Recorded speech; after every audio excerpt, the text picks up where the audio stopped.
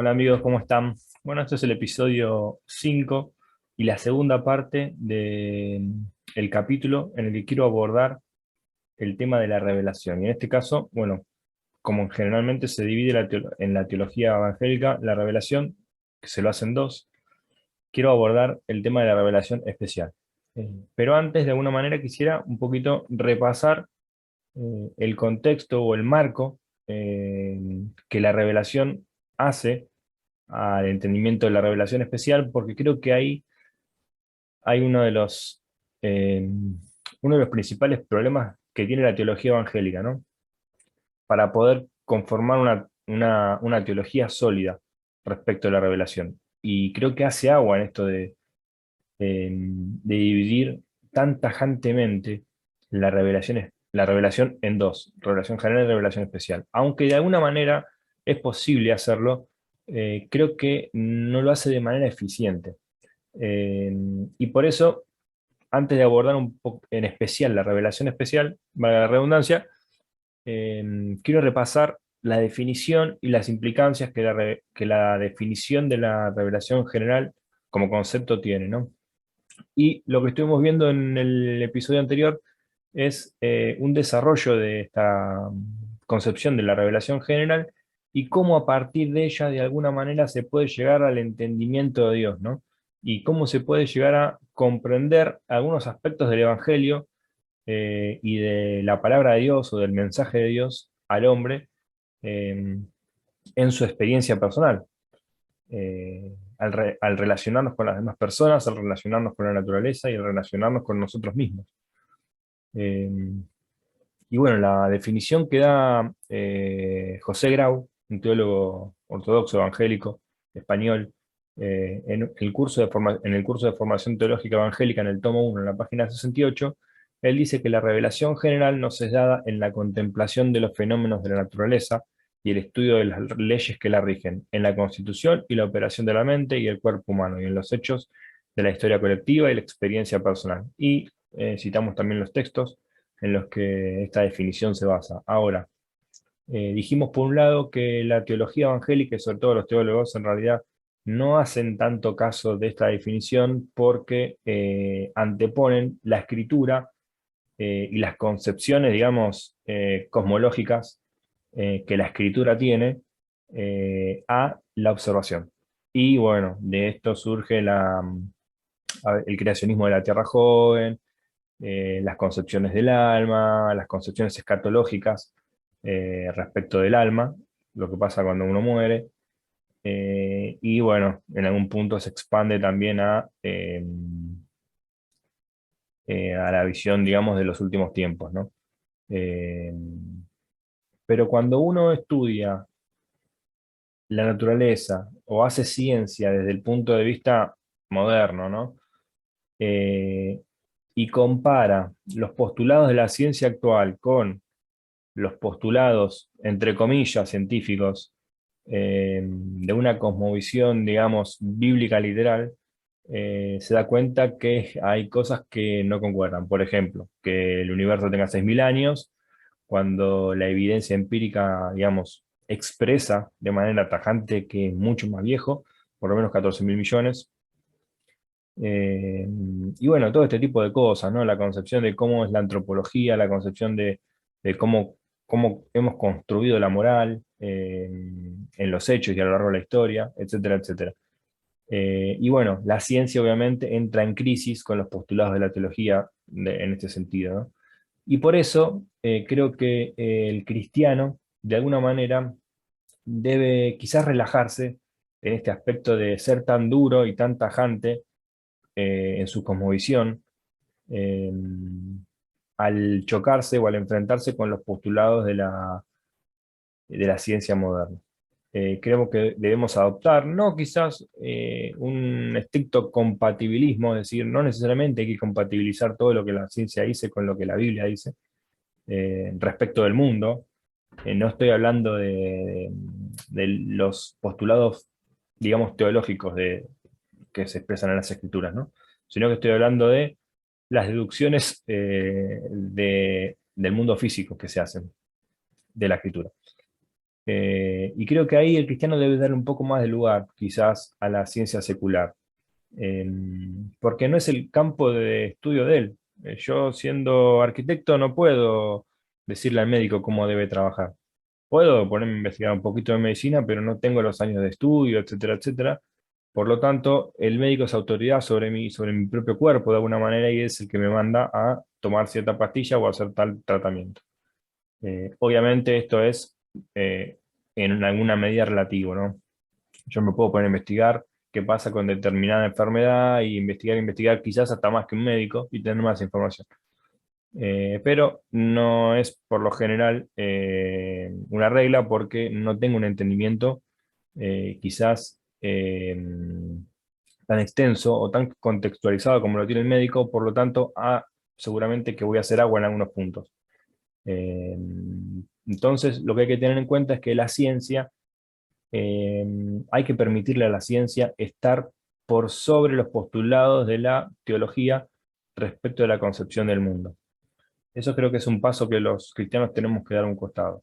Además, hay muchos científicos cristianos que hacen ciencia y pueden no solamente a veces compatibilizar, sino poder construir una teología que sea compatible, ¿sí? O a veces no, con los postulados de la Biblia.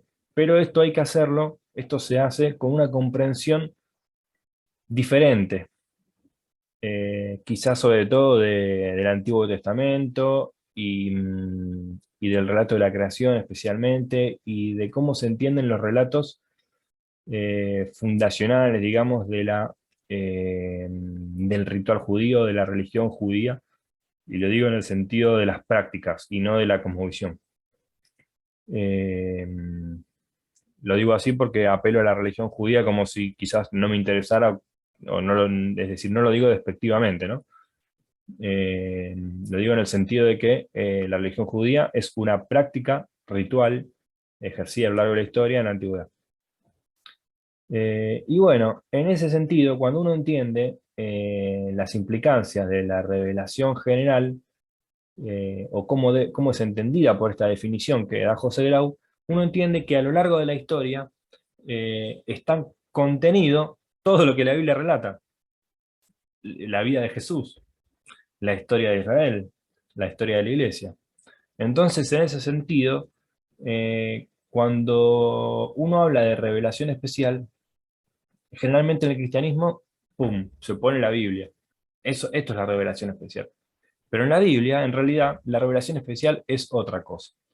Y ahí es donde entra la segunda definición que da Grau de revelación, eh, donde hace hincapié en que es especial, ¿no? Y dice que Dios no se manifiesta solo por las obras de la naturaleza, sino que se ha manifestado de manera especial en algunos hechos de la historia. Es decir, los hechos de la historia devienen, pero especialmente en algunos Dios intervino. Y ese es el acento de la definición de Grau, ¿no? Entonces, estos acontecimientos en los que Dios se ha revelado de manera especial adentro de la historia, culminan en la obra de Jesucristo, o yo diría en la persona de Jesucristo. Porque esta es la revelación especial más particular que ha tenido Dios en la historia. Porque si decimos que Dios se hizo hombre y se encarnó y vivió con nosotros, no hay mayor revelación de Dios que esta. Y en eso, bueno, de alguna manera, Grau tiene razón, ¿no? Y bueno, ahí es donde choca un poco la teología ortodoxa en general con estas definiciones, que si bien Grau es ortodoxo en su teología evangélica, eh, cuando uno, por lo menos en la mayoría de las iglesias o en la mayoría de las teologías sistemáticas que lee, eh, quizás no están en tan compatibilidad las definiciones con esta. Y ese es un punto que me parece que desde la cosmovisión cristiana tenemos que trabajar todavía. Y en cualquier caso, digamos, en cualquier caso, si nos abstenemos solamente al relato de la Biblia, nos vamos a dar cuenta que la Biblia no dice que es revelación en sí misma, sino que da cuenta de esos hechos históricos en los que Dios se ha revelado, al margen de cómo uno los entienda, ¿no? Hoy estoy en una transición, estoy en un momento de mi reflexión teológica en la que quizás puedo hablarte de las dos presuposiciones. Una perspectiva en que los relatos sobre la revelación especial en la Biblia no sean verdades históricas, sino símbolos literarios. Eh, y otra presuposición con la que se puede leer la Biblia es que realmente Dios intervino especialmente, milagrosamente, en hechos contundentes. Vamos a dar un ejemplo. Por ejemplo, estas dos maneras de presuponerlo, el relato, cómo debe entenderse el relato bíblico, puede ser entendida en textos donde Dios se revela de maneras diferentes. Por ejemplo, eh, tres varones se presentan a Abraham. Ahora voy a buscar el texto cuál es para no descontextualizarlo, digamos. Y la Biblia dice que uno de ellos era Jehová. Es decir, se presentan tres hombres delante de Abraham y uno de ellos es Dios. Y los tres hablan con Abraham y se da una relación ahí. Entonces, ¿de qué manera es entendida este texto en la Biblia? Bueno, la manera, digamos, más liberal, o quizás más neortodoxa, es decir, bueno, esto no sucedió así, sino que eh, es un símbolo. Es decir, Dios no se presentó realmente como un hombre a Abraham.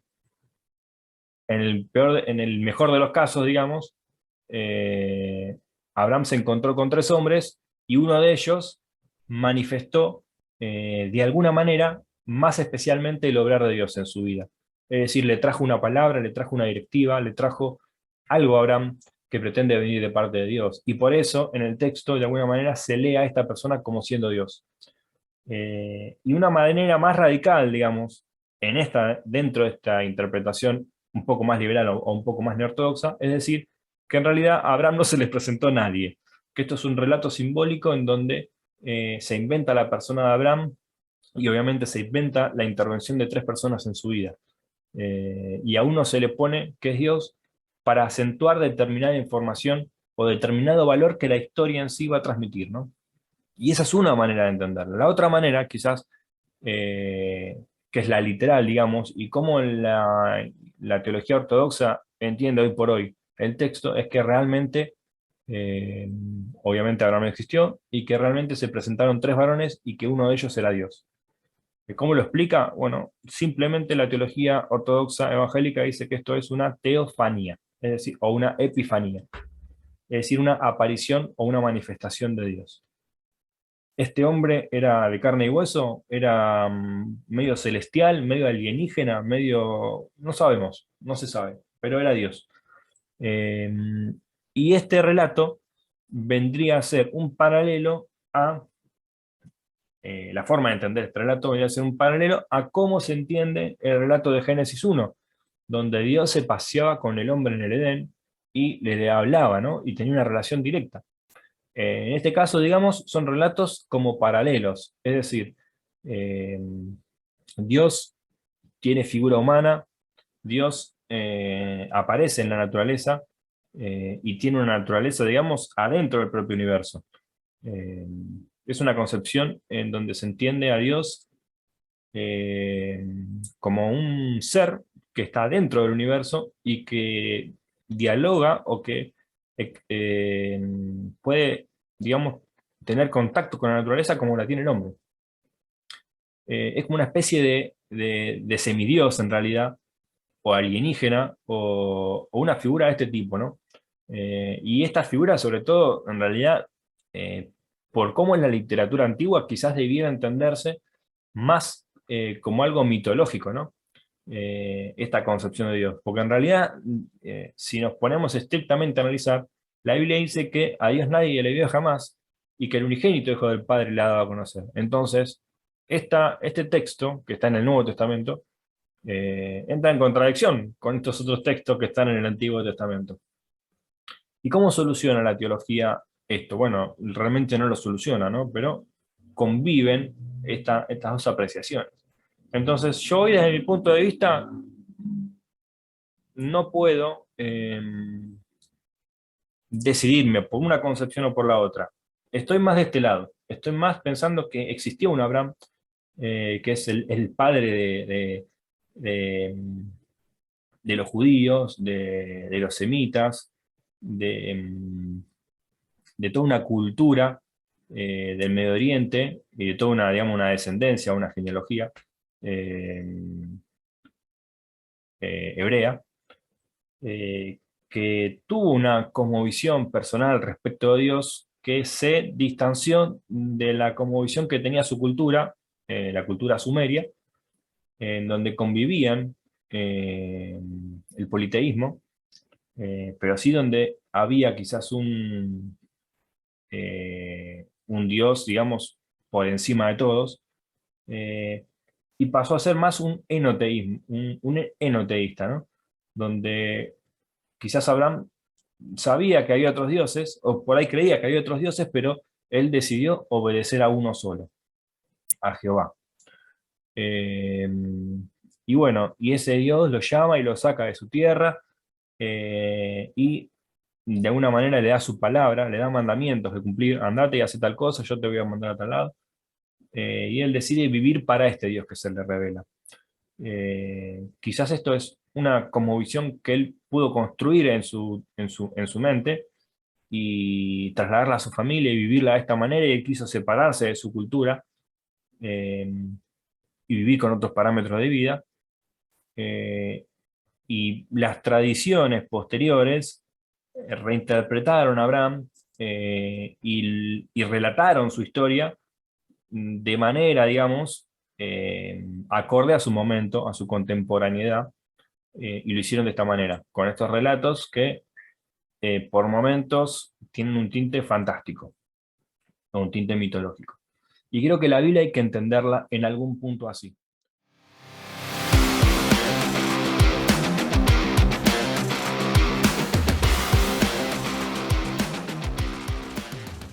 Bueno, hablé un poquito de Abraham, quiero hablar un poquito de Moisés, porque todo esto lo quiero abordar porque es una manera de entender eh, estas intervenciones especiales de Dios, a las que alude Grau en la Biblia.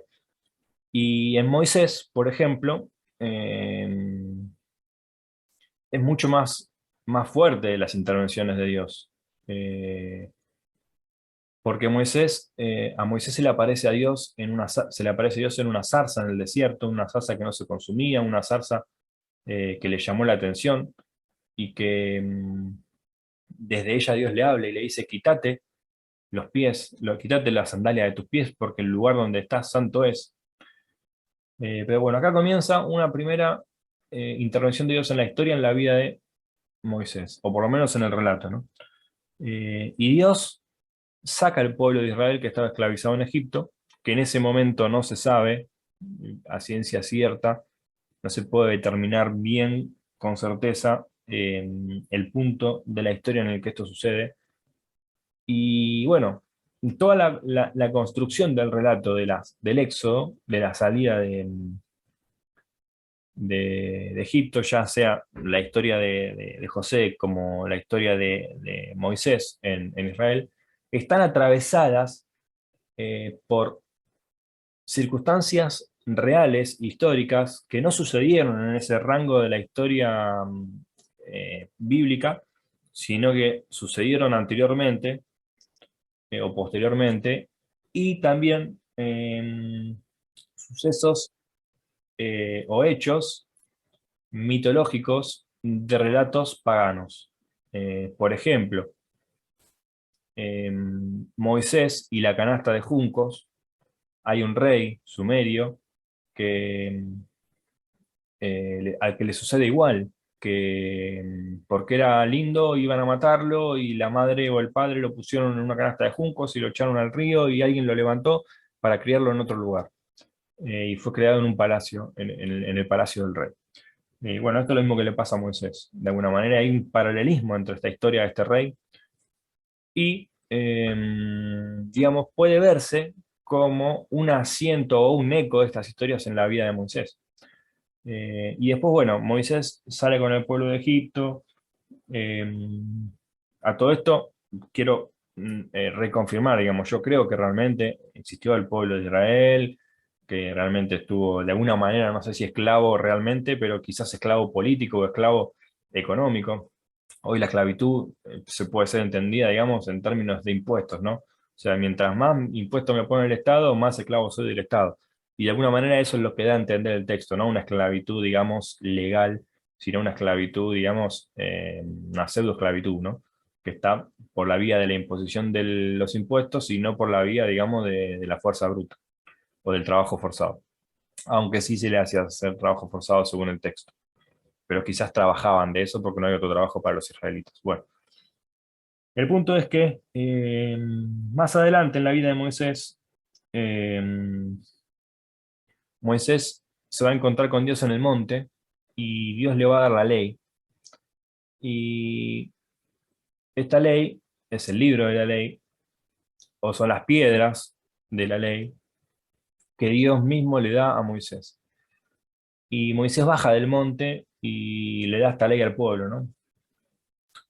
Y de alguna manera acá hay otro correlato histórico, u otro eco histórico, que es la ley de Hammurabi, que es una estela como en forma de dedo, es como una especie de dedo, como si fuera ese dedo que está ahí, en donde en la punta tiene una escultura y después tiene un prólogo, un epílogo y la ley.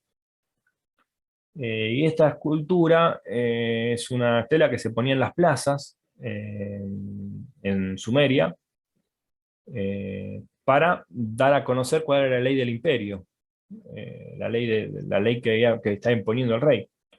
Y es obviamente un código de ley muy similar al código mosaico, con ciertas variantes, ¿no? Obviamente esta estela es anterior, el código de Hammurabi es anterior a la ley de Moisés, y,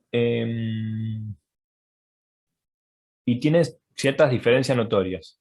Por ser anterior, o más bien por la ley de Moisés ser más moderna, quizás corrige algunas cosas que legalmente no estaban bien implementadas y se mejoran, o no eran tan morales. Y obviamente eso denota quizás una leve superioridad en la organización social y en la organización política de Israel, aunque era un pueblo mucho más chico que quizás que el pueblo sumerio. Pero bueno, denota una superioridad legal o moral, por ejemplo, en el trato a los esclavos. La ley judía respecto de la esclavitud es mucho más humanizada que en Egipto y que en Sumeria. Por ejemplo, si un esclavo se escapaba de su amo, eh, y se iba a otro lugar y entraba en otra propiedad y esa persona recibía al esclavo, en la ley sumeria está condenado ese acto de recibir al esclavo y ocultarlo para cuidarlo. Está condenado, tanto en la ley sumeria como en la ley egipcia, pero en la ley hebrea no está condenado, porque por algo se escapa el esclavo, ¿no? Quizás está sufriendo violencia.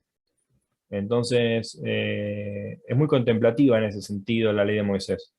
Después, bueno, impide a los amos maltratar a sus esclavos, etcétera, etcétera. No es el tema del capítulo, pero es importante mencionarlo eso, ¿no? Ahora el punto es el siguiente. Esta estela, en la parte de arriba, la estela de Hammurabi, tiene un dibujito, una escultura, digamos. Es como si en la parte de arriba, como si fuera la uña, hay como una representación de el dios Marduk dándole la ley a Hammurabi, y recordemos que quizás el dios Marduk en Sumeria es un dios muy importante porque venció, era como el dios de los dioses, el que estaba más alto en el panteón, no sé qué término tiene, ahora no lo recuerdo, pero siempre hay un dios principal, ¿no? En los panteones de dioses. Eh, y este era el dios principal, ¿no? Y bueno, en esta representación está sentado sobre un trono con una plataforma de zafiro de ladrillos y le está dando una vara a Hammurabi. Puede ser una vara o un rollo, no sabría especificar. Voy a poner la imagen. Y Hammurabi, que es el rey, está recibiendo esa vara o está recibiendo ese rollo, y esto representa que la ley, es decir, las ordenanzas que se expresan en esta escultura, en esta estela, en este código, vienen de parte del dios Marduk para el pueblo, para organizarlo, para hacerle bien al pueblo. Y esto en el epílogo está, en el prólogo y en el epílogo está resaltado, es decir, ahí habla Murabi diciendo: yo recibí la ley de parte de Dios para que ustedes vivan bien, para que haya tranquilidad y haya paz. Esa es la intención de la ley. Y bueno, si vemos en el libro de Números, eh, bueno, en el libro del Éxodo 20, ahí Moisés está en el monte y recibe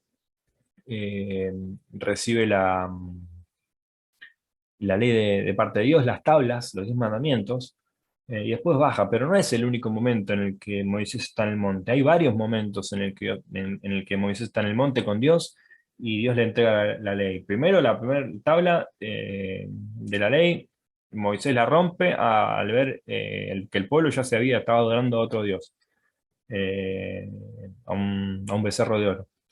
Y la segunda vez que Dios le da la ley a Moisés, eh, sube al monte también y bueno, expresa que Dios le iba a escribir, pero al final se le hace escribir a Moisés. Pero hay algo interesante en ese pasaje, que lo voy a leer, Éxodo 24, y yo voy a leer un poquito más adelante, pero resulta que Moisés tomó la mitad de acá.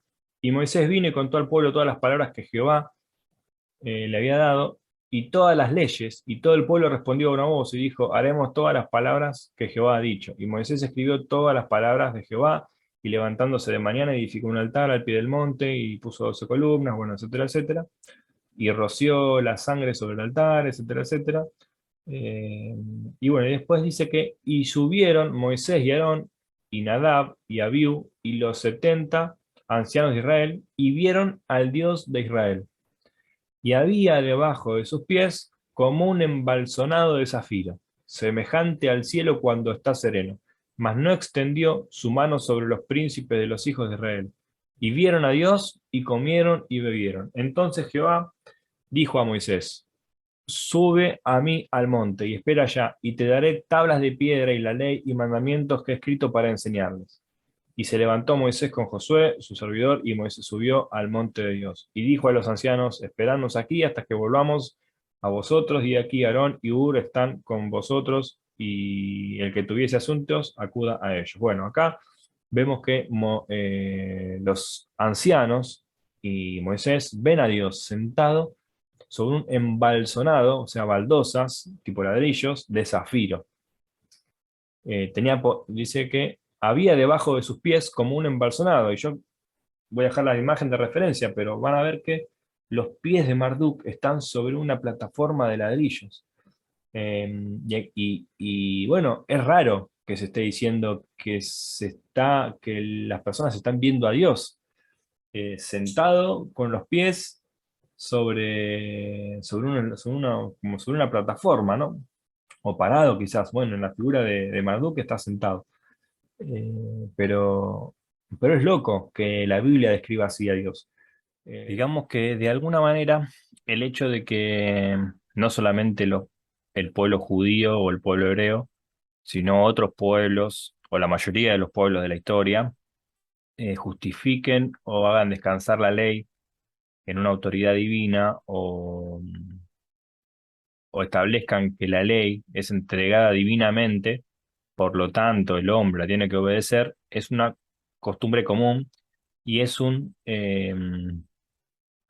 razonamiento lógico que tiene que ver con el por qué debo aceptar o debo obedecer determinados postulados que pretenden venir de un gobierno.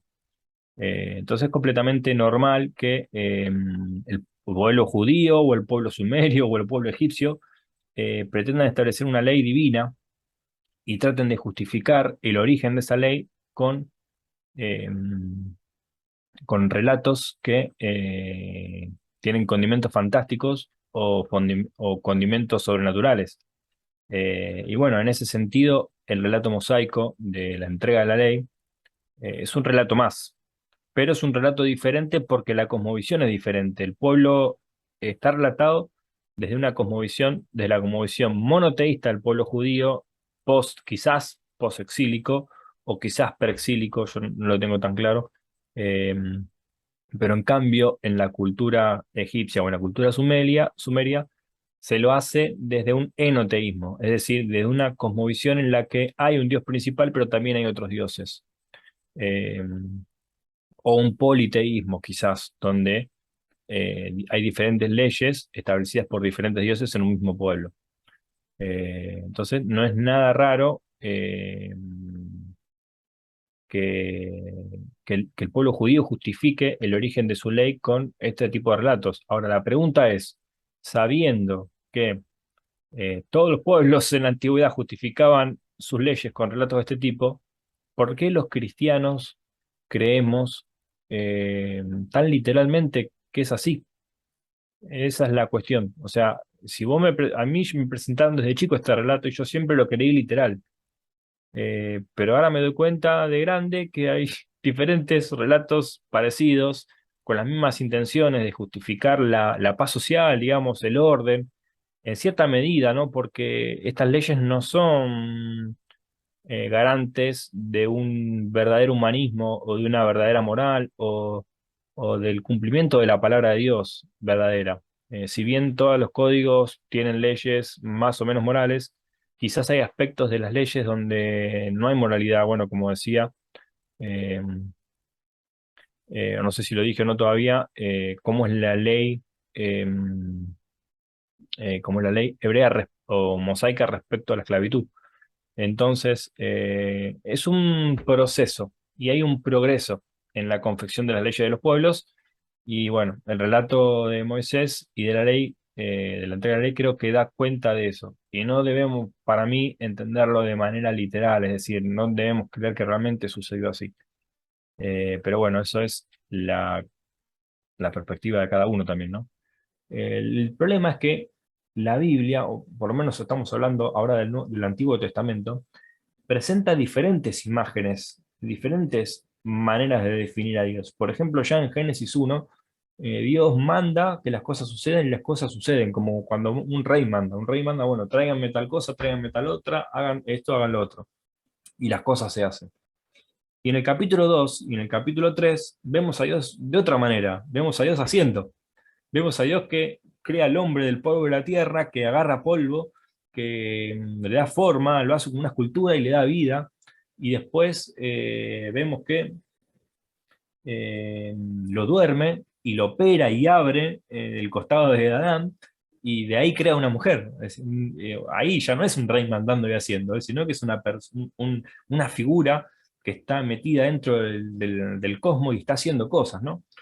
Eh, y bueno, hay como estas diferentes perspectivas porque el Antiguo Testamento no fue escrito, o por lo menos el Pentateuco, si hablamos solamente del Pentateuco, no está escrito solamente por Moisés. Probablemente Moisés sea esa persona que lideró al pueblo en ese éxodo, y que le dio un establecimiento legal o un marco de legalidad al pueblo para que el pueblo se conduzca.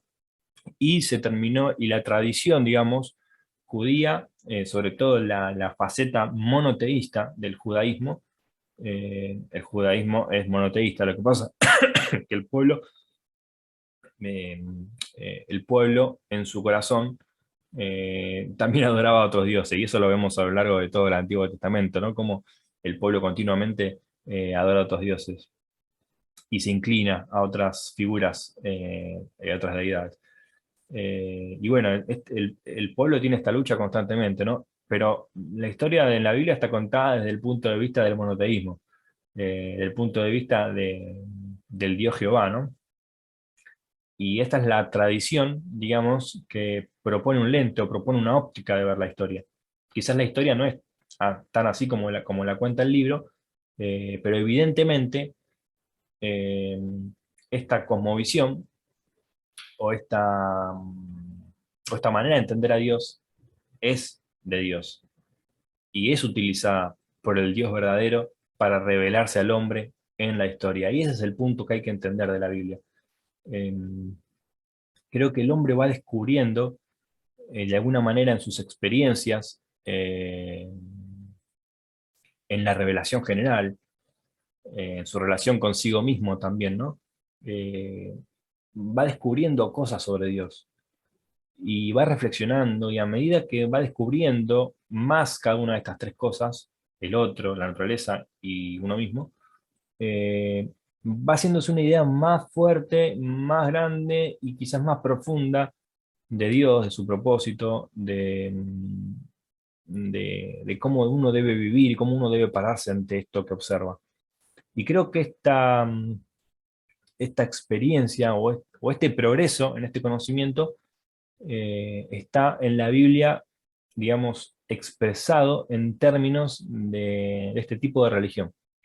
Eh, que si uno observa, aunque es diferente, cada pueblo tiene un acento particular en sus prácticas, eh, evidentemente el judaísmo logró sobresalir y logró expresar esta realidad quizás de un modo más profundo y de un modo más cerca de la verdad.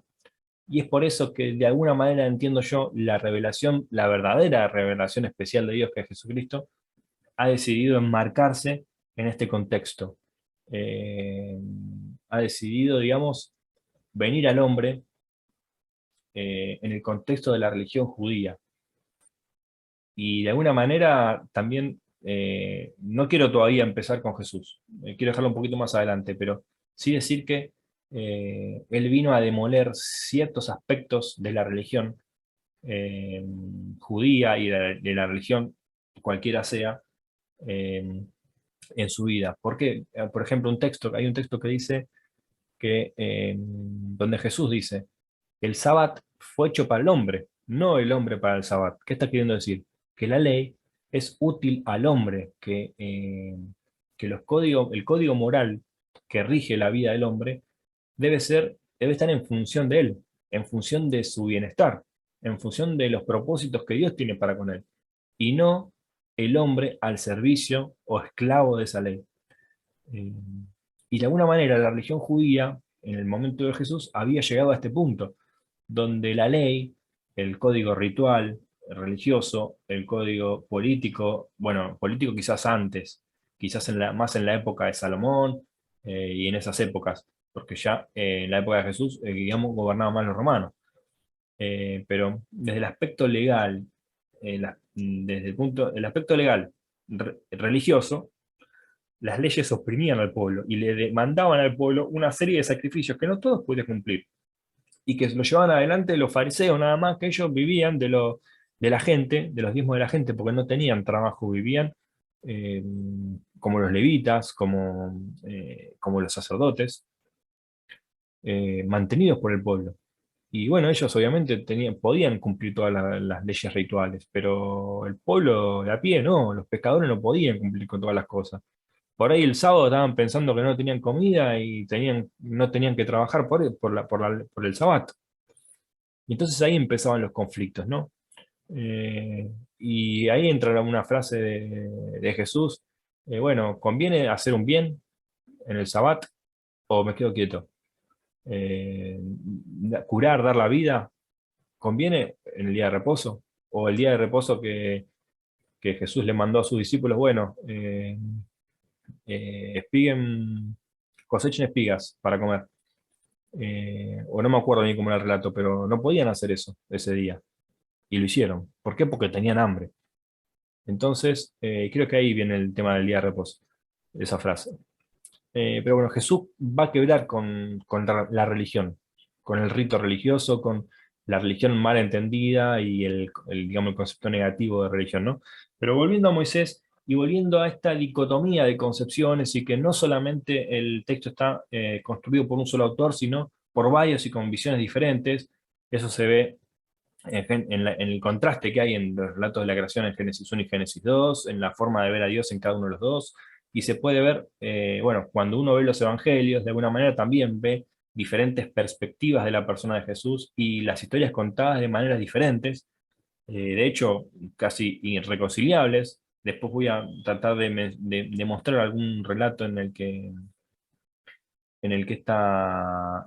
que no sean compatibles. Sobre todo, por ahí Marcos y Mateo tienen una perspectiva por ahí diferente de la cronología de ciertos sucesos.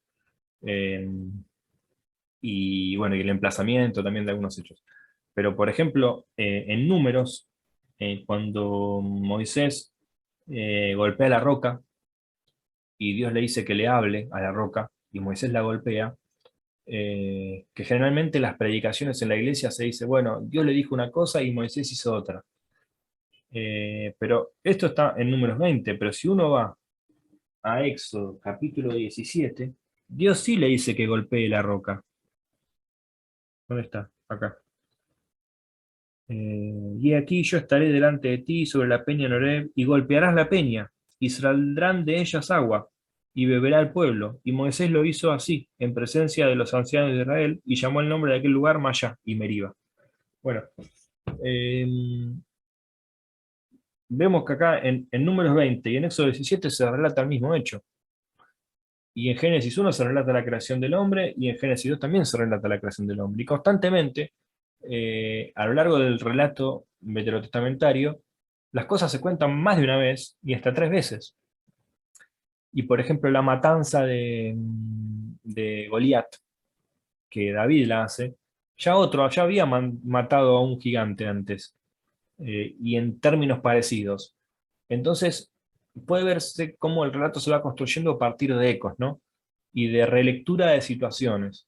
Eh, y creo que un estudio profundo de esta temática, con esta perspectiva, va a arrojar mucha luz sobre cómo debe entenderse las manifestaciones especiales de Dios en el Antiguo Testamento.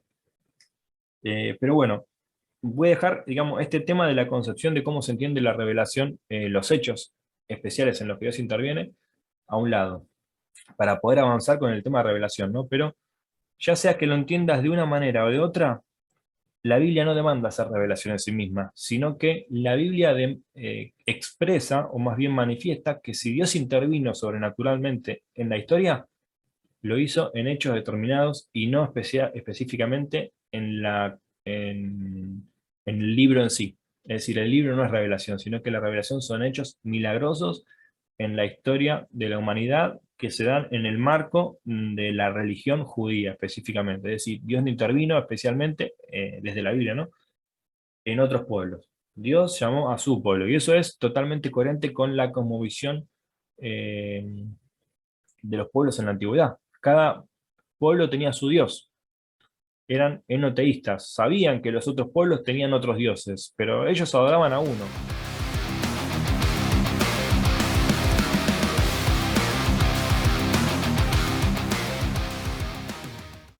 Aún así, teniendo en cuenta todo eso, y al margen de la interpretación que uno haga de cómo deben ser entendidos estos hechos especiales a lo largo de la historia, eh,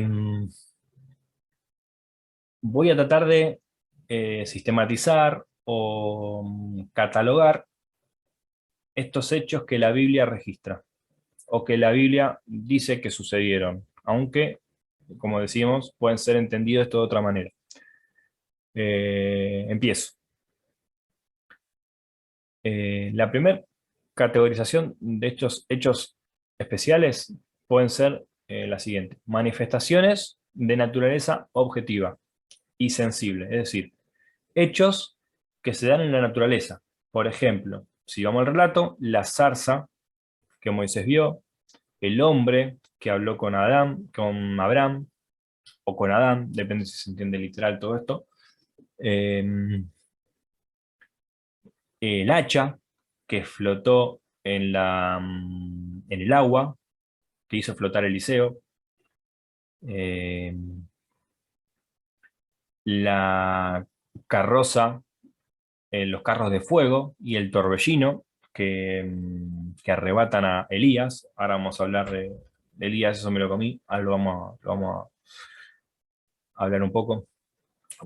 La luz que ve Pablo en camino a Damasco, que la vieron las otras personas que estaban con él, pero dice que no escucharon la voz que habló con Pablo, pero la luz la vieron. Entonces, todos estos hechos son objetivos, son hechos que se perciben con los sentidos. Otra categorización que se puede hacer son los hechos de naturaleza subjetiva o no sensible. Es decir, visiones, sueños y sucesos que solamente pueden ser percibidos por la persona que los vive y no por otros. Por ejemplo, como decíamos recién, eh, la visión que tuvo, la voz que escuchó Pablo, camino a Damasco. Las otras personas no la escucharon, solamente la escuchó Pablo. Fue subjetiva esa revelación, digamos. Eh, la visión que tienen los profetas, las visiones, la visión que tiene Juan en Apocalipsis, eh, los sueños que tiene el sueño de José, por ejemplo, la comunicación en sueño de parte de Dios. Todos ese tipo de hechos son hechos subjetivos, porque solamente los puede vivenciar una persona, la persona que lo está viviendo, no otras. Y esas son las dos principales, digamos, categorías en las que se puede dividir la revelación especial. Pero también se la puede categorizar o catalogar, digamos, por forma, es decir, directa o indirecta. ¿A qué apelo con esto? Bueno, si Dios se le presenta o Dios le comunica algo a José en un sueño, por más que no lo pueda interpretar en el momento, es una comunicación directa de Dios a José. O una visión o un sueño que tenga un profeta en donde Dios le habla y le dice, bueno, andá y decirle esto a mi pueblo. Bueno, ahí es una comunicación directa de parte de Dios. Al margen de cómo uno lo entienda, ¿no? Eh, de un lado lo puedes entender de manera literal, es decir, realmente la persona soñó algo y Dios le dijo algo y él lo entendió tal cual y lo hizo tal cual, o por ahí eh, la persona reinterpretó por sus vivencias y hizo una relectura, digamos, teológica de cierta situación y dedujo de esa situación, por su perspectiva, la voluntad de Dios para esa situación y la comunicó al pueblo y la transmitió en el sentido de que Dios le habló y le dijo tal cosa y eso es lo que Dios le dice al pueblo. Bueno, también puede ser. Creo que las dos cosas, yo creo que las dos cosas son reales. Dios nos puede hablar, yo creo que Dios nos puede hablar por sueños, de hecho, y por visiones. De hecho, pertenezco a una iglesia pentecostal y de alguna manera estas cosas suceden, pero es una iglesia de mucho equilibrio, donde, como dice Juan, ¿no? Prueben los espíritus, prueben todo lo que se enseña. Y creo que a veces hay que confrontarnos con nuestras propias vivencias antes de decir esto es de Dios o esto no es de Dios. Y bueno, porque después terminan las cosas eh, pseudoprofetas y pseudo evangelistas diciendo que Dios les habló y le dijo algo y son pavadas. Por eso hay que tener mucho cuidado con este tipo de cosas, porque son vivencias muy personales, ¿no? Pero yo creo que esto coexiste en la Biblia, es decir, la expresión en esta metodología de que Dios me habló cuando yo interpreté en realidad, y la realidad de que a veces puede ser que haya un profeta tenido un sueño en el que Dios le dio una información especial que él no tenía. Esto creo que convive en la Biblia. Pero estos son comunicaciones directas de Dios. Bueno, Moisés en el tabernáculo, si realmente Dios sobrenaturalmente le dijo algo, bueno, esto sería una representación de esta comunicación directa de Dios. Y después, de forma indirecta, bueno, es la deducción propia de la voluntad de Dios en la naturaleza, obviamente una relectura teológica de mi experiencia, de la moralidad interna mía, de la teología natural que también me habla de lo que Dios quiere y de mi relación con las otras personas, ¿no? Yo puedo hacer una relectura teológica y deducir palabra de Dios de ahí. Pero eso es una manera indirecta de hablar de Dios. La revelación general es una manera indirecta de hablar de Dios. Y a su vez, en los escritos proféticos hay una utilización de este concepto, porque se puede estudiar la profecía bíblica a la luz de la tipología simbólica. Y esto, por ejemplo, no sé, José, que fue vendido por tantas piezas de plata o tantas monedas de plata por sus hermanos, y Jesús, que fue vendido por Judas, eh, o bueno, digamos, sería un tipo y un antitipo, ¿no? El tipo es el antitipo de Jesús y el tipo es José. José, que es una persona que va sufriendo a lo largo de su vida hechos injustos, bueno, Jesús también. Eh, bueno, el Cordero de Dios y Jesús, el Cordero del sacrificio pascual, es un tipo de la persona de Jesús que va a sacrificarse por el pecado de su pueblo. Eh, en el Pesaje, en la fiesta de la Pascua. Bueno, Jesús sería el antitipo de este sacrificio. Y bueno, y así se va reinterpretando a la luz de la profecía y de la revelación general. eh, Se va reinterpretando una, la palabra de Dios de manera indirecta, ¿no? Y bueno, esas son como cuatro concepciones o perspectivas de la revelación especial. Y además, hay ciertas particularidades que la revelación especial tiene. Que acá es donde digo que también de alguna manera, aunque estamos hablando que es revelación especial, fijémonos que cuando hablamos del hablar de Dios en forma indirecta, estamos apelando a la revelación general. Y cada una de estas categorías que voy a dar, o no categorías, sino atributos de la revelación, también tienen mucho que ver con esto de la revelación general. Por ejemplo, eh, la revelación de Dios puede ser particular, es decir, Dios me puede revelar algo a mí que no le revela a otros. Eh, Dios puede tener un plan para mí que no tiene para otros. Y esto también se deduce de mi experiencia, digamos, como ser humano, con mi relación con otros, con la naturaleza, conmigo mismo. Encuentro mi propósito al ver en qué soy bueno también, cuáles son mis dones, etcétera. La revelación puede ser progresiva también. Puede verse cómo a lo largo de la historia el hombre va entendiendo más a Dios y va entendiendo más profundamente y mejor a Dios, hasta que llega Jesucristo, quien manifiesta más plenamente a Dios y a la luz del cual se puede todavía explotar, digamos, esa revelación para ir más profundo, ¿no? Entonces, Dios, de alguna manera, por lo menos en la Biblia, se revela de manera progresiva, es decir, Dios llama a Abraham, le dice, andate de tu tierra y de tu parentela porque te voy a bendecir y vos vas a bendecir a todas las naciones. Bueno, esto es algo muy general, digamos.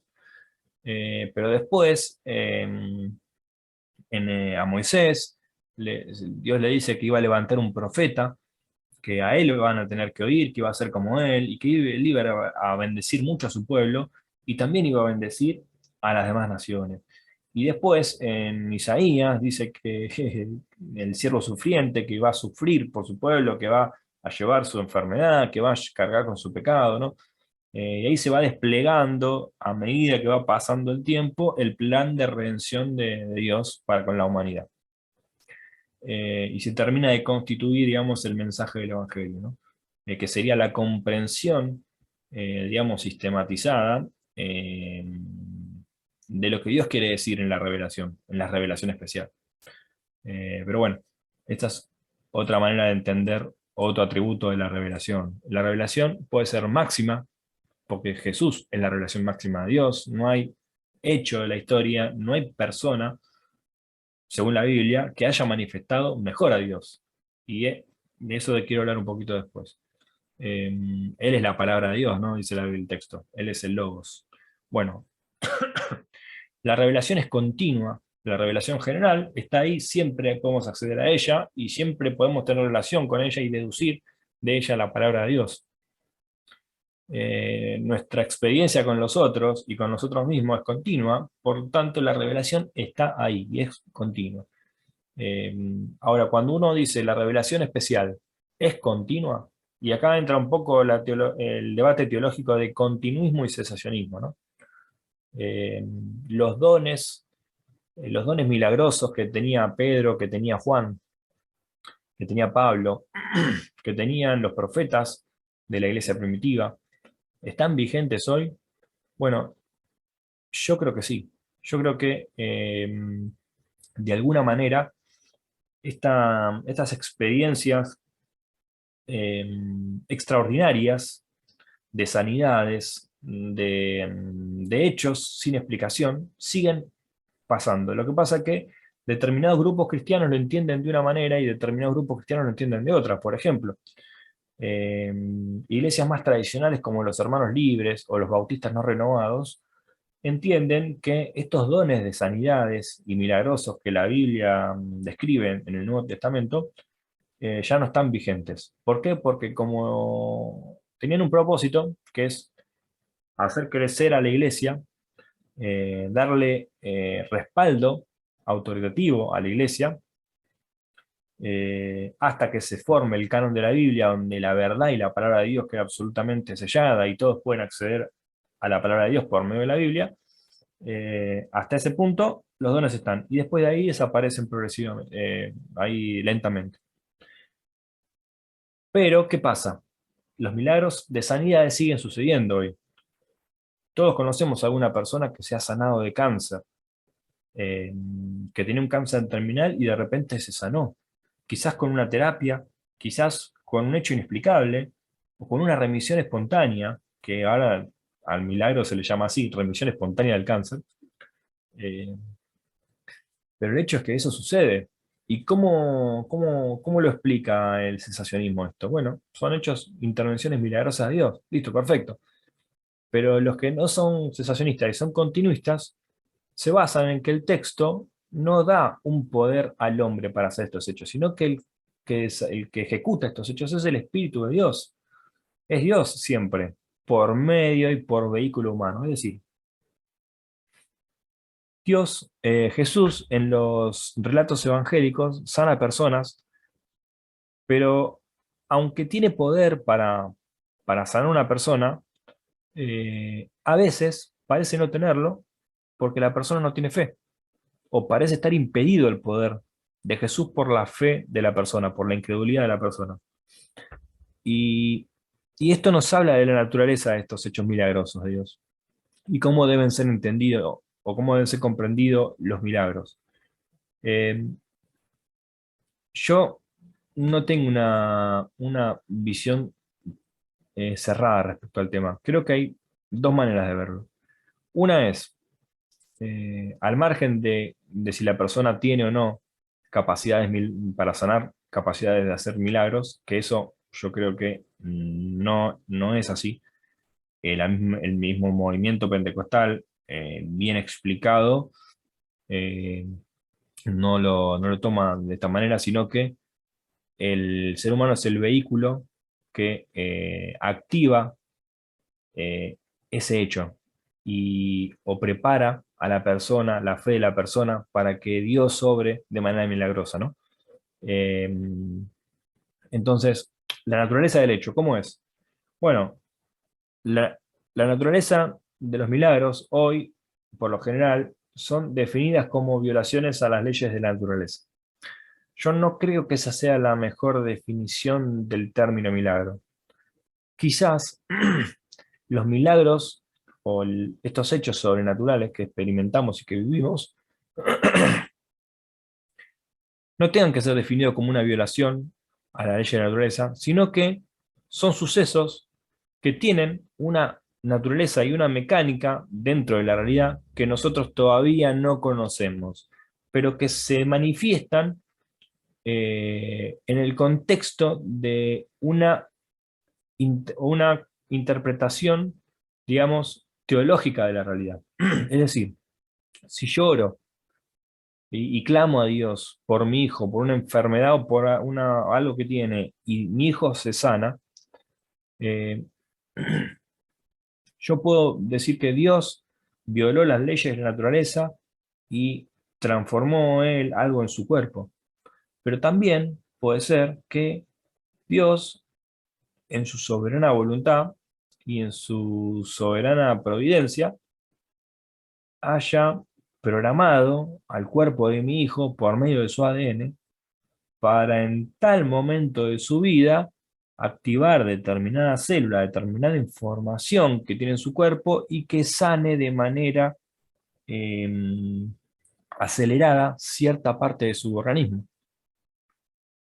Y lo mismo puede pasar con ese cáncer que se remite extraordinariamente. Quizás hay células que tienen esa capacidad de luchar contra el cáncer y vencerlo, y que se activan solamente en determinados momentos y en determinadas personas. Y son cosas que quizás no tienen explicación o no se han visto, todavía no se han descubierto. Pero la cuestión es que el hecho sucede. Yo oro por mi hijo y mi hijo se sana. Pero también hay casos donde las personas oran por sus hijos y sus hijos no se sanan. O oran por determinado pariente y su pariente muere. Pero hay otros casos en los que el pariente se sana inexplicablemente. Entonces, ¿cuál es nuestra relación con estos hechos? Bueno, tenemos que eh, ser realistas de que puede ser que no necesariamente se violen las leyes de la naturaleza, sino que las leyes de la naturaleza se cumplan en esos milagros, pero nosotros no podamos percibir o comprender esa situación de esa manera.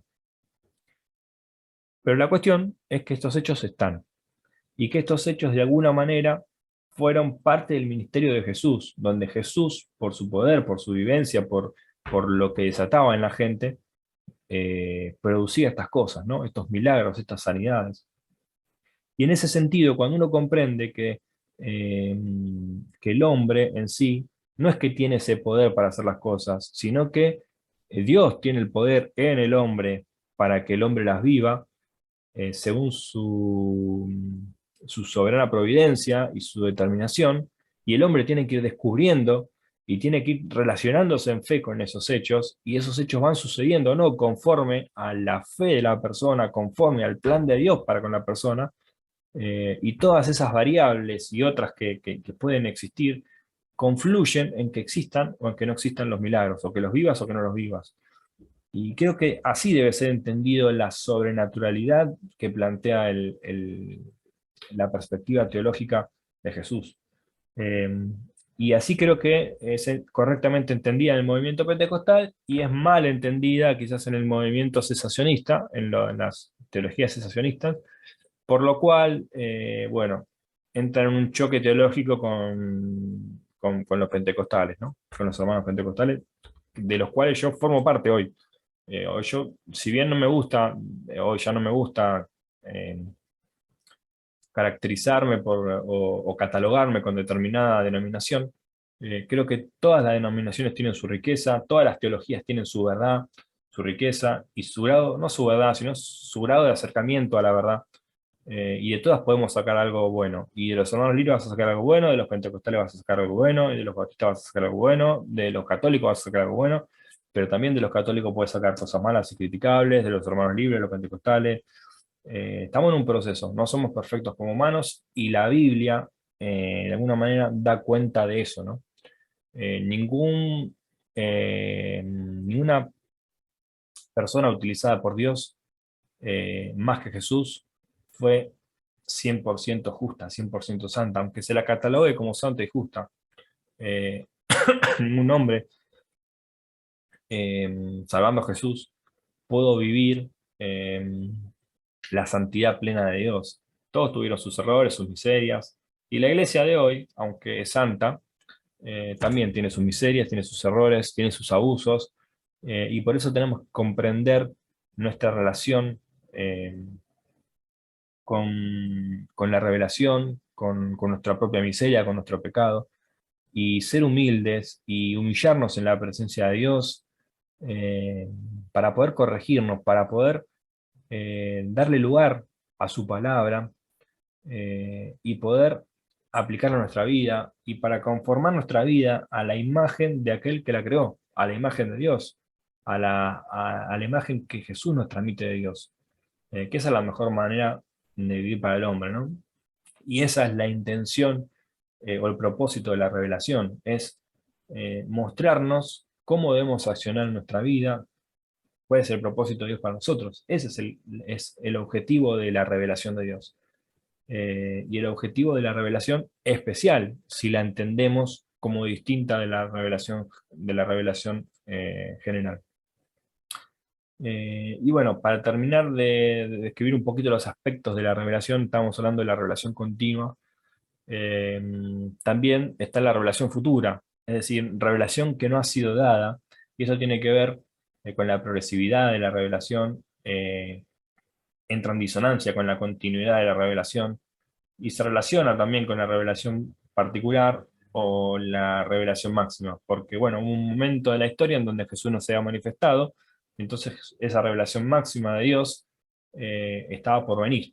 Y de la misma manera la Biblia dice que el juicio de Dios y la ira de Dios a causa del pecado del hombre también se va a volver a manifestar en el futuro. En principio, la Biblia relata que se manifestó inicialmente en el diluvio. Y el diluvio, vamos de vuelta a estas dos maneras de entender la Biblia, puede ser un diluvio universal literal, o puede que en realidad sea una inundación de un sector del globo terráqueo donde sucedieron varias cosas y esa memoria de ese hecho, donde algunas personas pudieron salvarse, determinó que exista un relato del diluvio, ¿no? O puede ser simbólico también. La realidad es que este diluvio universal también está eh, en otras, ¿cómo se llama? En otros relatos mitológicos de otros pueblos. Por ejemplo, en la epopeya de Gilgamesh. Hay una persona que tiene vida eterna, que logró esta vida eterna por salvarse del diluvio que Dios había mandado.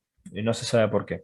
Después, eh, en otros relatos sumerios se vuelve a hablar de este diluvio y se vuelve a dar una perspectiva de por qué vino el diluvio, pero bueno, la intención del relato de la Biblia respecto al diluvio es eh, mostrar que Dios estaba descontento con el accionar y con la maldad humana, y que Dios es soberano y que Dios juzga al hombre, y que Dios va a juzgarlo, porque esto es en el entendimiento, digamos, tipológico simbólico, o de la tipología simbólica de la Biblia, esto es un tipo del juicio venidero de Dios sobre la humanidad. Y el juicio último y el juicio final, digamos, sería el antitipo de este juicio. Y de alguna manera entonces, este juicio de Dios en el diluvio es una representación simbólica del juicio que va por venir, que está por venir sobre la humanidad. Entonces, hay como diferentes maneras de entender los relatos, ¿no? Pero uno se tiene que quedar con el mensaje central de la Biblia. Y no quedarse en esta discusión que lamentablemente estoy dando ahora con este podcast, de cómo debe ser comprendida la naturaleza de ese hecho, de esos hechos. Pero bueno, es revelación futura o profética, ¿no? Y esos son los cinco, digamos, cinco maneras también de entender la revelación especial.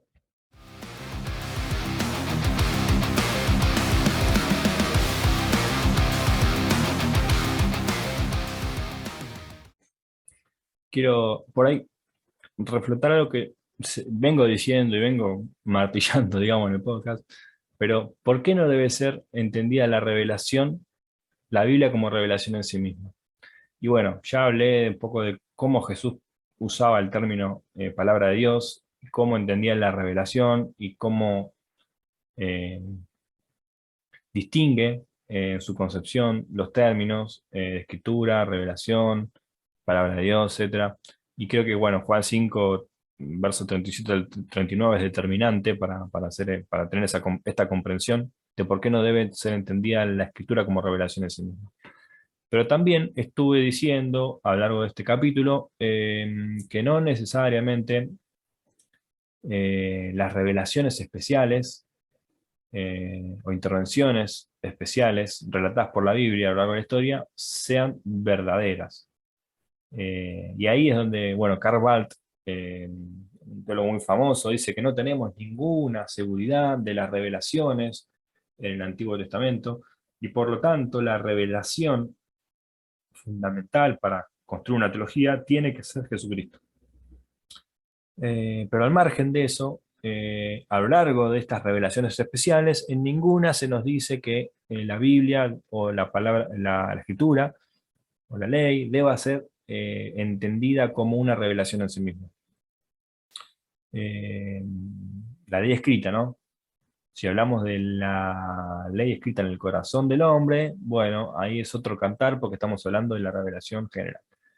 Eh, pero bueno, y también vimos que a lo largo de estas historias, de alguna manera, por ahí con lo que, con lo que yo expresé sobre Moisés, sobre Abraham, eh, si lo aplicamos a Jonás, el libro de Jonás puede ser entendido como una novela, el libro de Job puede ser entendido como una novela, y bueno, obviamente esto puede ser mal entendido o me pueden estar, el que lo escucha por ahí le suena muy chocante porque quizás crea que Jonás realmente existió, que Job realmente existió, que son historias, relatos históricos reales, pero no hay ninguna evidencia real para estas historias, para estos relatos.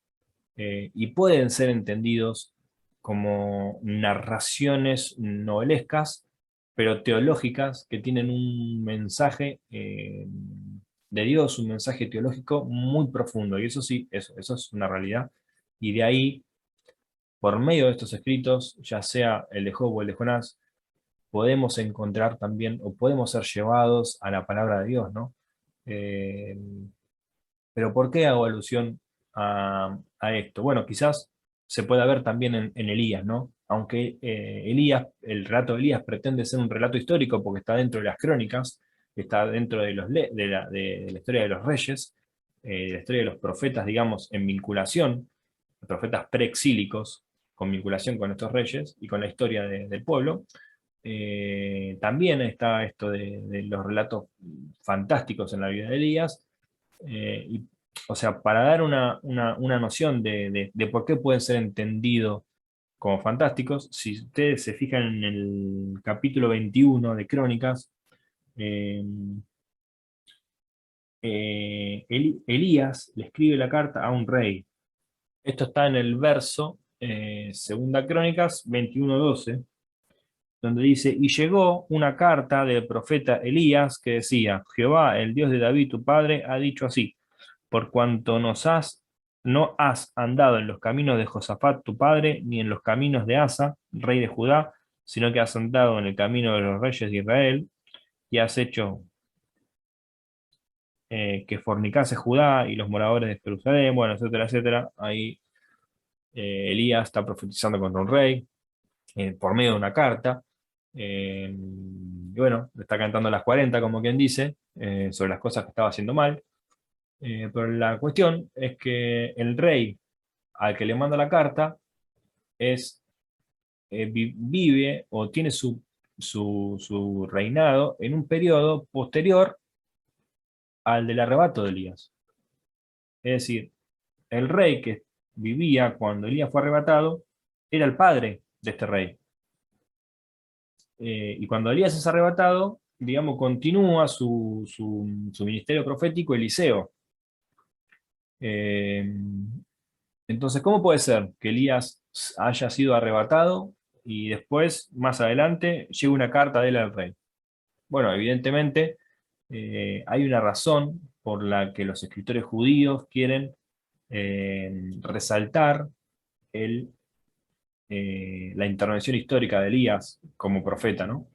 Y bueno, si lo vemos en la transfiguración aparece al lado de Jesús, Moisés y Elías, aparecen los dos, la ley y los profetas, aunque Moisés también era profeta, eh, Moisés representa más la ley, lo legal, ¿no? Y Elías representa el ministerio profético. Y bueno, poniendo en contexto este hecho de la transfiguración con lo que es la revelación especial, podríamos decir que puede llegar a haber sido una visión que tuvieron los apóstoles. Creo que estaban Pedro, creo que estaban Juan y creo que estaba Santiago, si no me acuerdo mal. Eh, pero puede haber sido una visión subjetiva que compartieron los tres y que quizás otro no puede haber visto. Pero la cuestión es que algo vieron, ¿no? Y una voz escucharon. Sí, el hecho sucedió, ¿no? Que puede ser que sea así. Eh, Entonces, si nos damos cuenta, en la vida de Moisés o en los relatos de Moisés suceden muchas revelaciones especiales. Y la vida de Elías es una revelación especial en sí mismo porque aparece abruptamente, no se sabe nada de Elías y él aparece en el texto como profeta, hace cosas extraordinarias y es arrebatado en un torbellino y pasa un carro de fuego cuando es arrebatado. Entonces, es como que se pretende resaltar, esto es resaltar su labor profética, ¿no? Entonces, el texto acentúa la labor de Elías, por algo lo hace. Y bueno, esto es, lo hablo en el debate con Daniel Palazzo, es una jerarquización de la información dentro del texto, ¿no? Moisés representando la ley, Elías representando a los profetas y Jesús representando la ley y los profetas mismos, ¿no? En Jesús se cumple el ministerio profético, el ministerio político y el ministerio sacerdotal del hombre. Él es las tres cosas. Él es profeta, él es sacerdote y él es rey. Entonces, bueno, acá se mezclan todos los conceptos. La progresividad se mezcla, en Jesús se mezcla todo porque, de alguna manera, como decíamos, Jesús es la manifestación más completa y máxima de Dios al hombre, ¿no? Él es la revelación especial de Dios. Entonces, bueno, estas cosas tienen que suceder en el texto, ¿no? Ya sea que lo mires desde el Antiguo Testamento hacia Jesús, o que lo mires hacia atrás, desde hoy, atravesando en la literatura del Nuevo Testamento, mirando a Jesús. Entonces, Jesús es el centro del mensaje de Dios, porque Él manifiesta a Dios, ¿no? Y, o quizás ya estoy hablando de Jesús, pero quisiera poder abordar a Jesús en otro capítulo, y no me siento todavía preparado para hacerlo. Eh, Tengo algunas cosas pensadas, pero creo que me falta mucho todavía. Por eso voy a tomarme mi tiempo para quizás poder ahondar más en él y poder transmitir algo que realmente pueda ser un poco más profundo sobre su vida. Y para ir cerrando, quiero leer unas conclusiones de todo esto que vengo diciendo, eh, en la que, bueno, hablo de la revelación general, la revelación un poco especial y la escritura, porque, o sea, todo esto tiene que estar, digamos, contrastado con la Biblia, ¿no? De esto se trata el podcast, de entender la Biblia y la palabra de Dios. Y bueno, yo pensaba lo siguiente: la naturaleza de la escritura judía, la naturaleza de la escritura judío-cristiana, no es revelación en sí misma. En gran medida, el pueblo hebreo supo leer la palabra de Dios en la realidad, y esto se ve manifestado en su producción social, en su producción profética, legal, cultural, y aún pese a sus propios pecados y sus propias miserias. Aunque no han sido siempre monoteístas y constantemente había ídolos que competían con el Dios verdadero, desarrollaron el tipo de espiritualidad más acertado en su tiempo, y por eso tienen una predilección para Dios como pueblo escogido. Aunque el texto en realidad lo plantea de otra manera, ¿no? El texto lo que plantea es que Dios escogió al pueblo de Israel para ser lo que es, y no que lo escogió por ser lo que es. Pero creo que hay una simbiosis ahí, esto de la predestinación, del